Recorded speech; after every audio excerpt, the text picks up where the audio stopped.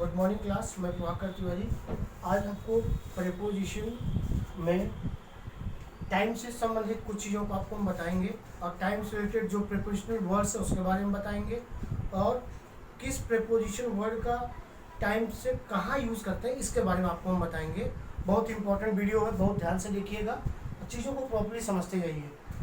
जैसे पहला एट है। एट का प्रयोग हम फिक्स टाइम के लिए करते हैं। जैसे 5 बज रहा है, 6 बज रहा है, 7 बज रहा है तो 5 o'clock, 6 o'clock, 7 o'clock, 8 o'clock, 9 o'clock, 10 o'clock। इसके साथ साथ एट का प्रयोग हम फेस्टिवल्स के लिए करते हैं, जैसे at Christmas, at Holi, at Diwali. Okay.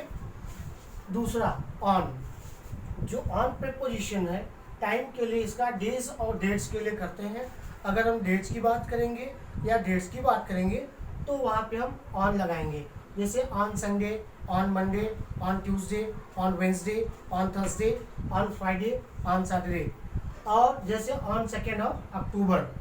एक चीज़ और, ऑन का यूज़ जब हम ऑन टाइम यूज़ करेंगे, जैसे कि the train is arriving at platform number this on this time, तो ऑन की जब हम बात करेंगे तो ऑन टाइम का मतलब NBNA हमने वर्ड लिखा है, नॉट बिफोर नॉट आफ्टर, मतलब उसके पहले नहीं उसके बाद नहीं, वो एग्जैक्ट टाइम पे वहाँ पे यूज होगा ऑन का प्रयोग। ओके।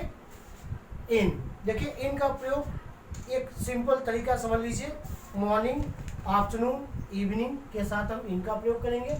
इसके साथ मंथ्स, ईयर और सेंचुरीज के साथ हम इनका प्रयोग करेंगे। तो in the morning, in the evening, in January, in 19th of century. Next during, हम ड्यूरेशन के लिए बात करते हैं। जब भी हम ड्यूरेशन की बात करेंगे वहाँ पे हम ड्यूरिंग लगाएंगे। जैसे सूर्य दिन भर चमकता रहता है तो the sun shines during the day. Next है बिफोर आफ्टर, ये पॉइंट ऑफ टाइम के लिए यूज होता है। इनका प्रयोग जैसे हम किसी पर्टिकुलर चीज़ की बात करेंगे, किसी घटना की बात करेंगे कि दिस हैपेंड बिफोर और आफ्टर, दोनों के साथ दिस पॉइंट ऑफ टाइम के लिए यूज करते हैं। नेक्स्ट है आपका आफ्टर। देखिए आफ्टर हो गया फॉर। फॉर क्या होता है कि किस समय में हम कहाँ रुके थे, या हम टाइम बताते हैं, ड्यूरेशन बताते हैं कि जैसे लॉकडाउन चल रहा है तो जैसे आई स्टेड इन सीरी फॉर 3 months, तो मैं उस समय वो जो 3 महीने का समय था मैं कहाँ पे था, सीरी में था। तो फॉर वो ड्यूरेशन बताएगा आपका, तो फॉर का प्रयोग ड्यूरेशन के लिए करते हैं। सिंस का प्रयोग पॉइंट ऑफ टाइम के लिए करते हैं, जैसे he has been playing cricket since morning, since afternoon, since evening. Next till, point of time के लिए यूज करते हैं, लेकिन टिल का प्रयोग ध्यान से समझिएगा कि नॉट आफ्टर दैट। जैसे I waited till midnight means not after that, midnight के बाद वेट नहीं किया।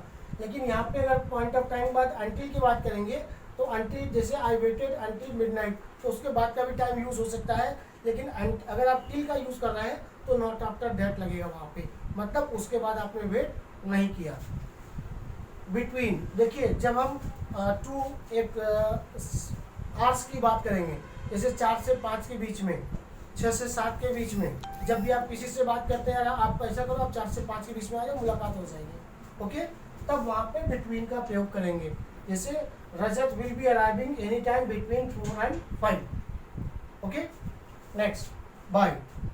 बाय ड्यूरेशन के लिए यूज होता है, जैसे I will come by evening, I will come by 8 o'clock, मतलब 8 बजे तक मैं चाहे जैसे भी आ जाऊंगा। Okay. Next up to duration के लिए यूज करते हैं कि किस हफ्ते से किस हफ्ते तक, किस महीने से किस महीने तक, किस साल से किस साल तक। ओके। जैसे up to last week he was not there, up to last week, अब कोई भी चीज़ कोरोना की जो कंडीशन है कि कितनी बड़ी कितना बड़ा, up to last week, up to last month. Okay. From to, जब हम फ्रॉम के साथ टू का प्रयोग करेंगे तो हम ड्यूरेशन के बारे में बताते हैं कि किस समय से किस समय तक कौन सा व्यक्ति कहाँ पे रहा या कौन सी घटना कहाँ पे हुई। तो I stayed in Mumbai from March to till July, जैसे मैं मुंबई गया, कोई पूछा भाई आप कहाँ मुंबई में कब से कब तक थे, हमने बताया कि मार्च से जुलाई तक मैं वहाँ पे था। टाइम से रिलेटेड और कोई भी प्रॉब्लम हो उसके लिए आप हमारे वीडियो पे कमेंट कर सकते हैं, और GCL कोचिंग को आप लाइक करें, कमेंट करें, शेयर करें। Thank you.